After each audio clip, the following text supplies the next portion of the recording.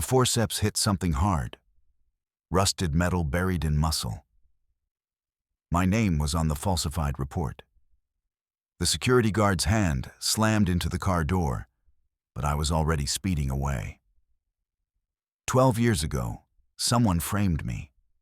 Now they're coming to finish it. I gripped the needle driver, my own digital signature staring back from the screen. The hospital's lies were closing in. One wrong move, and I'd disappear with the truth.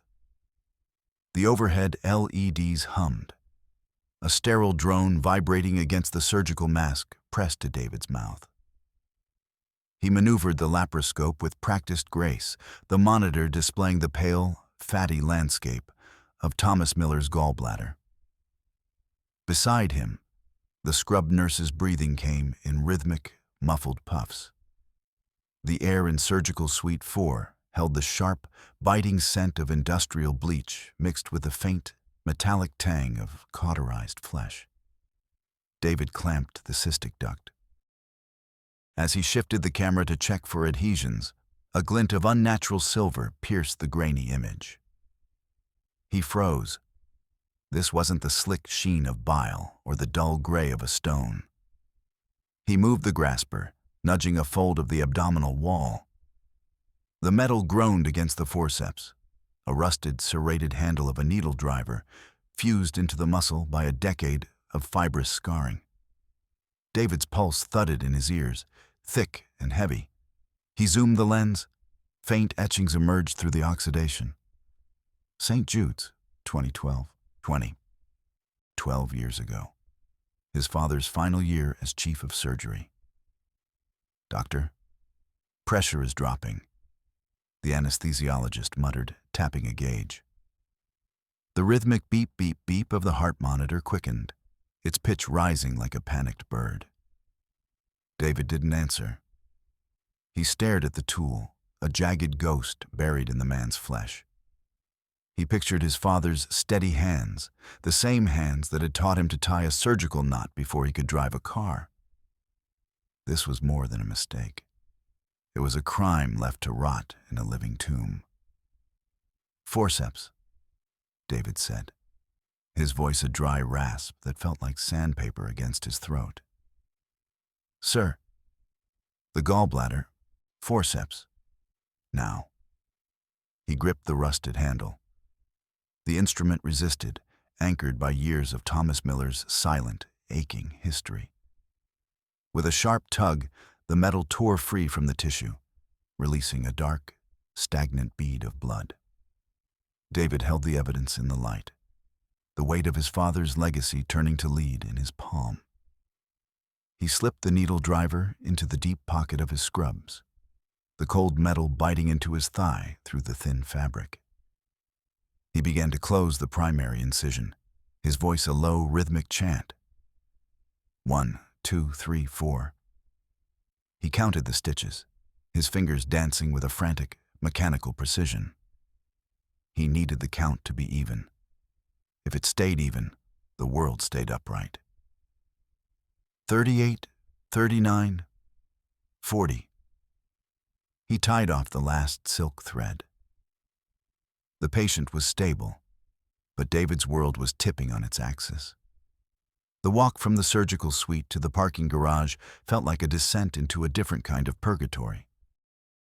The hospital's sublevels were a maze of low concrete ceilings and flickering fluorescent tubes that hummed with a sick, yellow light.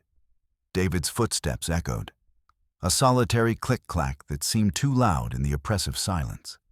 He clutched the needle driver through his pocket, the serrated edge snagging on the threads. As he reached Section 4C, a shadow detached itself from a thick concrete pillar. It was Christopher Brown, a security guard David recognized by his sheer bulk, though the man usually avoided eye contact. Today, Christopher stood directly in the path of David's silver sedan. The guard's boots crunched on the grit-covered floor as he stepped forward. "Dr. Miller," Christopher said, his voice trembling slightly. He began counting under his breath, a habit David had noticed before. 14, 15, 16. He stopped and looked up, his eyes wide and watery. "I'm going to need you to hand over the property, sir. The lost property from the OR." David felt a cold prickle of sweat slide down his spine. "I don't know what you're talking about, Chris. I'm late for a consult." "Please, doctor, don't make this hard," Christopher pleaded, his massive shoulders hunching as if he expected a blow. "They told me you took something that belongs to the hospital archives. Just give it back, and we can both go home." David didn't wait for a second request. He lunged for his car door, but Christopher was faster than his size suggested. A heavy hand clamped onto David's shoulder, the grip like a vice. David spun, his back hitting the cold, damp concrete of the pillar. The smell of old oil and exhaust was suffocating. "Let go of me," David hissed, his analytical mind already mapping the exit. They grappled in the dim light. Christopher didn't strike him. He simply used his mass to pin David against the wall, reaching for the pocket where the needle driver lay hidden. David felt the guard's heavy breathing against his neck. The struggle was clumsy, desperate. David managed to twist his torso, driving his elbow into the guard's ribs. Christopher gasped, his grip loosening for a fraction of a second. David bolted toward the heavy steel fire door that led to the stairwell. He swung it open, but Christopher's hand caught the edge of the frame, trying to haul it back. David didn't think. He acted on pure, panicked instinct. He threw his entire weight against the door. A sickening crunch echoed through the garage, followed by a howl of pain that sounded more like a wounded animal than a man. Christopher slumped to the ground, cradling a hand where the fingers were already turning a bruised, swollen purple. David didn't look back.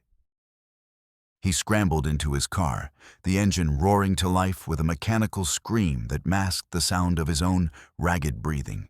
He peeled out of the garage, the tires screeching against the painted concrete, leaving a trail of smoke and the scent of burnt rubber behind him. Safe in the sanctuary of his home office, David pulled his laptop forward. The room was set to a precise 62 degrees, a temperature that kept his mind sharp and his fingers steady. He plugged in his credentials, bypassing the standard administrative screens to reach the 2012 digital archives. His heart hammered against his ribs. 1, 2, 1, 2. A perfect, terrifying rhythm. He pulled up the operative report for the date etched on the needle driver. His breath hitched. The screen displayed a clean, unremarkable summary of a thoracic surgery. But it wasn't the content that froze his blood. It was the metadata. Digital signature, D. Miller. Timestamp, June 14th, 2012, 8:45 a.m. David stared at the glowing letters. In 2012, he had been a first-year resident in Chicago, 300 miles away from this hospital. He hadn't even held a login for this system until 5 years ago. Yet there it was. His name, his unique identification code, tethered to a cover-up that had happened a decade before he arrived. He wasn't just discovering a secret. He was looking at a trap that had been set for him before he'd even finished his residency. He had been drafted as the fall guy for a crime he hadn't been present to commit. The realization was a physical blow. He leaned back, the leather of his chair creaking. The silence of the house was interrupted only by the rhythmic tick-clack of the grandfather clock in the hall. He was the primary suspect in a decade-old malpractice case, and the evidence was currently burning a hole in his scrub pocket. The following morning, the hospital felt different. Sharper, more predatory. David was halfway through a cup of bitter black coffee in the surgical lounge when the door swung open. Dr. Robert Sterling walked in, his bespoke wool suit perfectly tailored, his smile wide and practiced. He smelled of expensive sandalwood and the faint, lingering aroma of a morning cigar. "David, my boy," Sterling said, leaning in until he was inches from David's face. He began cracking his knuckles, starting with the left pinky. Pop, pop, pop. "I heard there was a bit of a kerfuffle in the garage last night.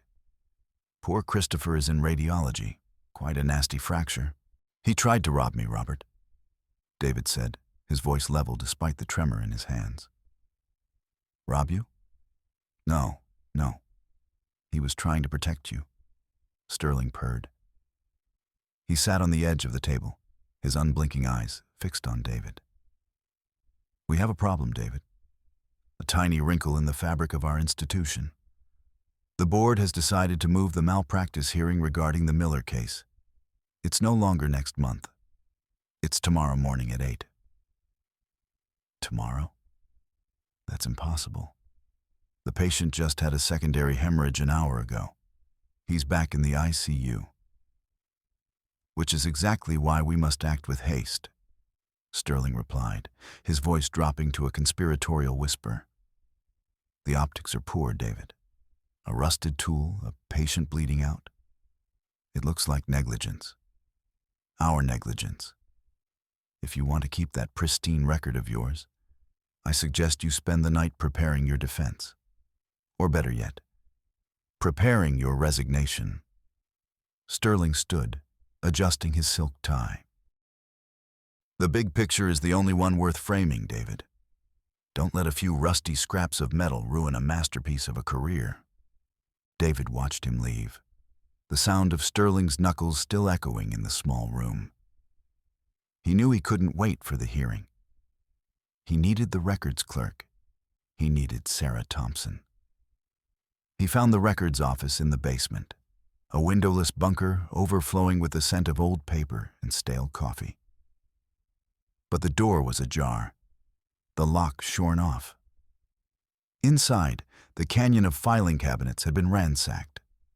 Folders lay scattered like fallen leaves, and Sarah's desk was overturned. A single surgical mask lay on her chair, pristine and white against the chaos. David pulled out his phone to call her, but a notification stopped him. His home security app was flashing a dull, ominous gray. "System offline. Connection lost." The drive home was a blur of illegal lane changes and white-knuckled grip on the steering wheel. David burst through his front door, the silence of the house hitting him like a wall.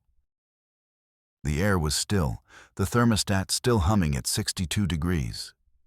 But the happy birthday song he usually heard from the bathroom was absent. Jennifer wasn't home. He walked into the kitchen, his boots clicking on the tile. He stopped. A man was sitting at his breakfast nook, a heavy industrial flashlight resting on the table next to a half-eaten apple. The intruder was lean, wearing a dark hoodie, his face obscured by shadow. "You're late, Doc," the man said. David didn't trade words. He lunged. They collided near the island, the intruder swinging the heavy flashlight.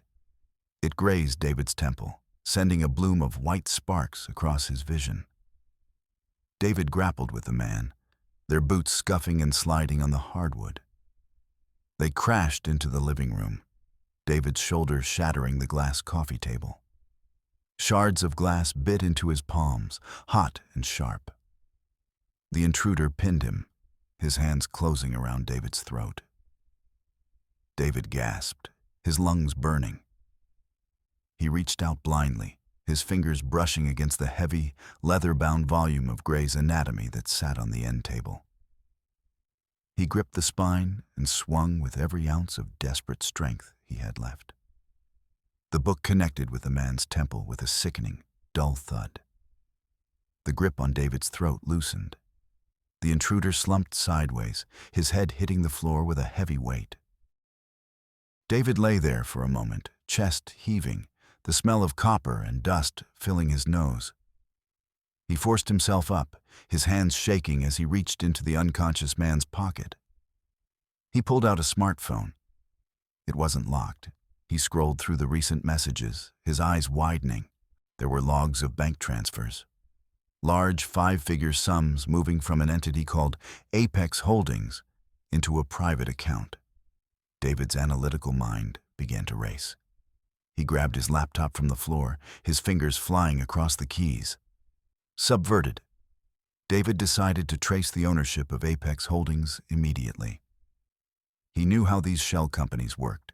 They were layers of digital smoke designed to hide the fire.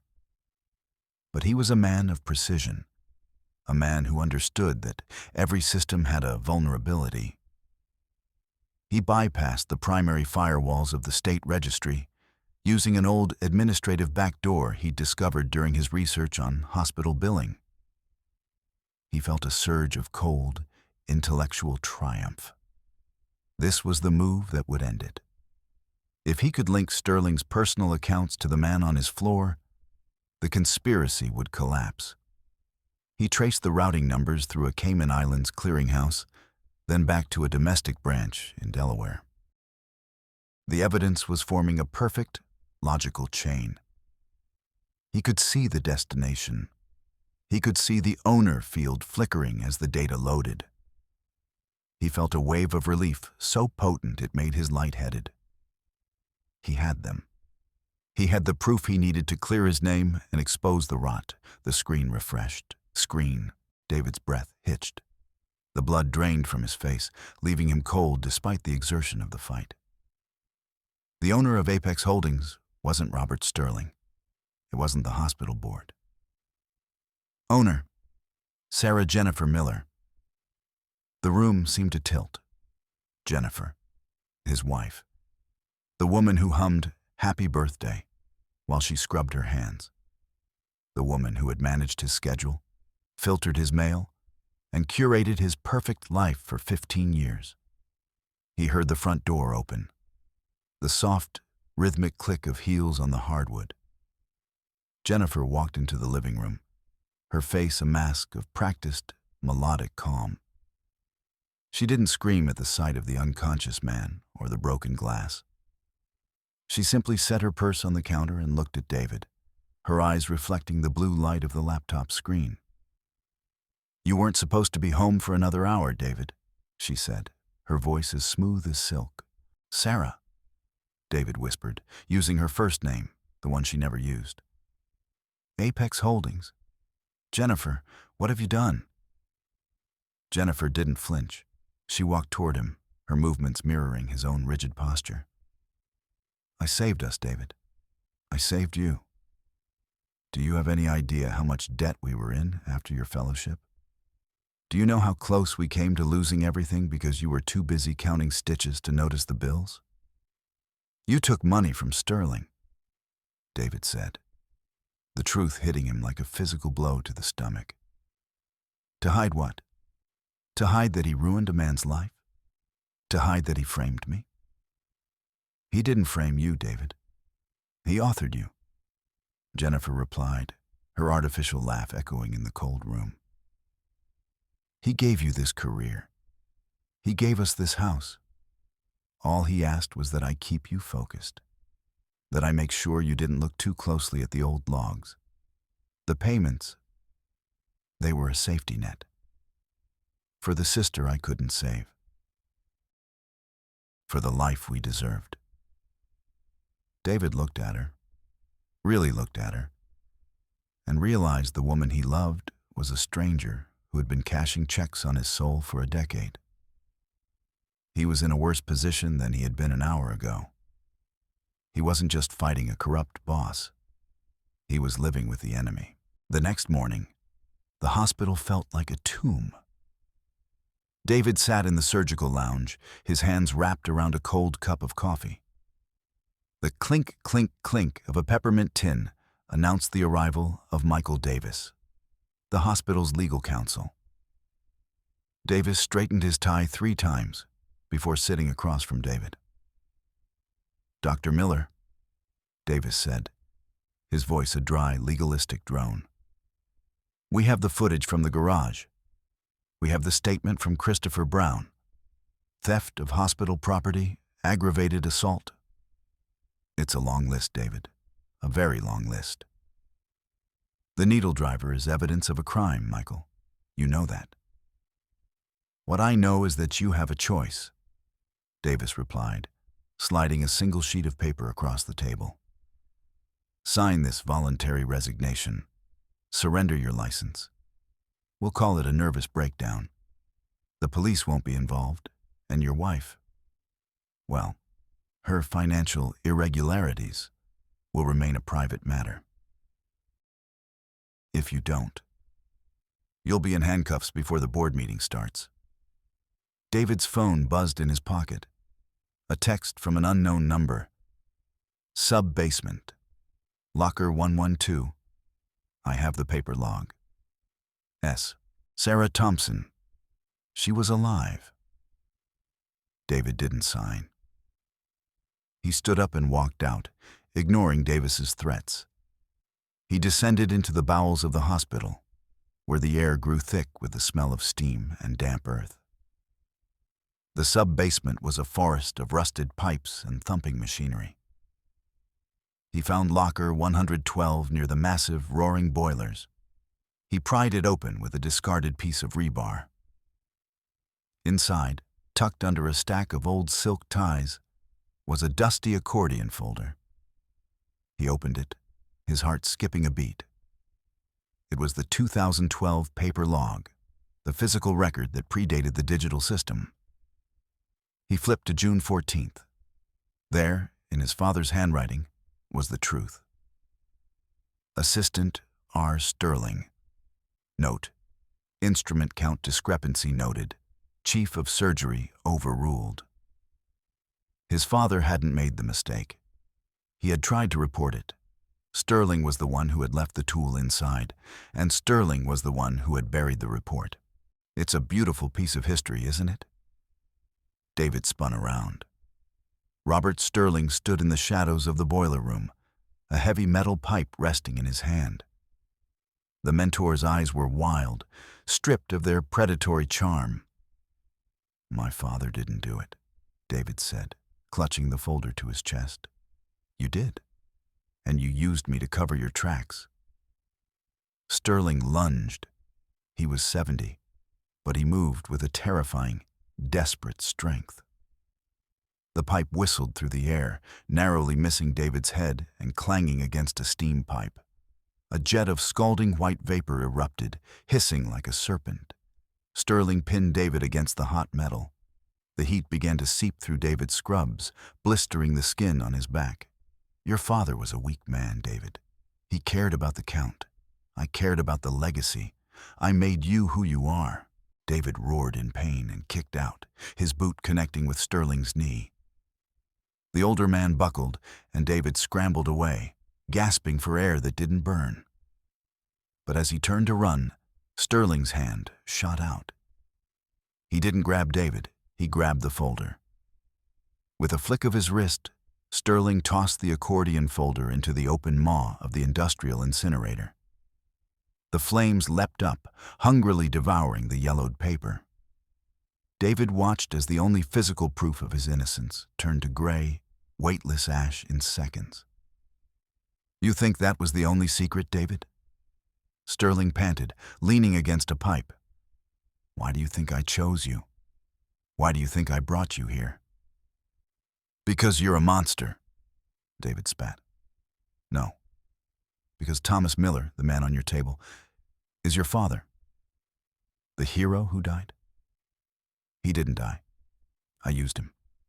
I used an experimental drug on him in the 90s, and when it broke him, I made him disappear. I kept him in the system as a ghost. I brought you here so you could finally save him, David. A perfect poetic circle of failure. You're not a surgeon. You're a legacy of my design. The world went black for a moment. Thomas Miller, the man whose gallbladder he had just removed, the man who referred to himself as the subject, his father. David stood in the boardroom an hour later, his back raw from the steam burns, his hands trembling. The board members sat in their high-backed leather chairs, the smell of expensive cigars thick in the air. Michael Davis stood at the head of the table, projecting a document onto the screen. As you can see from this psychiatric evaluation, Davis said, Dr. Miller has been suffering from acute paranoid delusions. His claims regarding the 2012 logs are the result of a mental collapse. David looked at the board, at Richard Wilson, who was straightening his tie for the third time.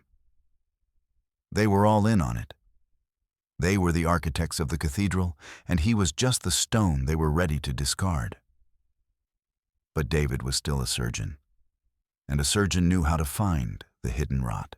"I might be crazy, Michael," David said, his voice cutting through the room. He pulled out his tablet. But the metadata doesn't lie. He didn't show the 2012 logs. He showed the bribe records he had pulled from his wife's computer, the records that contained the hospital's private routing numbers. "If you look at the bottom of these transfers," David said, his finger tracing the screen, "you'll see the source. Apex Holdings isn't just a shell company for bribes. It's a conduit for the hospital's offshore endowment. These are tax evasion records, gentlemen, and they're currently being uploaded to a secure server at the IRS." The room went silent. Richard Wilson's hand froze on his tie. The stake in the center of the table seemed to weep fresh blood onto the white lace. "I'm not here to save my job," David said. "I'm here to finish the count." Subverted. David stepped out onto the hospital steps. A sea of cameras and microphones awaited him. This was the moment of ultimate leverage. He had the routing numbers. He had the board by the throat. If he played this right, he could negotiate a massive settlement, secure a private room for Thomas for life, and walk away a wealthy man with his reputation technically intact through a mutually agreed-upon statement. He felt the weight of the power in his hands. It was the smart play, the only play that ensured his future and his father's safety. He took a deep breath, preparing the calculated, measured words that would win him the day. "My name is Dr. David Miller," he began, his voice amplified by the forest of microphones. "And I have a confession to make." He looked at the red, live lights. He thought of the even stitches. He thought of the rusted needle driver. And then, he did the one thing Sterling hadn't calculated. He told the truth. Not just the hospital's truth, but his own. In 2012, a mistake was made. I wasn't there, but for 5 years, I've held a license in a system I knew was broken. I found a tool inside a patient, my father, and I tried to hide it. I am as guilty as the men in that boardroom. I have prioritized my perfection over my patients' lives. He didn't blackmail them. He didn't negotiate. He laid out the entire conspiracy, the bribes, the 2012 cover-up, the identity of Thomas Miller. He handed his medical license to a waiting police officer, along with the tablet containing the tax evasion data. The smart move would have saved his career. The honest move destroyed it. By the time he finished speaking, his bank accounts were being frozen, his name was being scrubbed from the hospital walls, and he was facing a certain prison sentence for his role in the garage scuffle and the initial concealment of evidence. He had lost the house, the prestige, and the wife who had been his jailer. He stood on the steps, a man with nothing left but the truth. 6 months later, the air was different. It didn't smell like bleach or sandalwood. It smelled of damp pine and freshly turned soil. David sat in a small, wood-paneled clinic in rural Vermont. The wind through the trees sounded like a slow, steady breath. James Smith, a farmer with hands the color of oak bark, sat on the exam table. He had a deep gash on his palm from a tractor accident. "Is it fixed, Doc?" James asked, his voice a gruff rumble. David looked at his hands. They were still pink from scrubbing, but the frantic tremor was gone. He picked up the needle driver, a new one, clean and bright. He began to stitch. 1. David said softly. 2, 3, 4. He reached the end of the wound. 6 stitches, an even number. He tied the last knot and looked at James. It's fixed, David said. He didn't check his watch. He didn't look for a camera. He just sat with the man in the quiet clinic, the steady rhythm of his own heart finally matching the world around him. He was no longer a superstar, and he would never be even Stitch Miller in a glass-walled OR again. But as he watched James stand up and walk out toward a truck that only made right turns, David realized that for the first time in 42 years, he was finally a healer.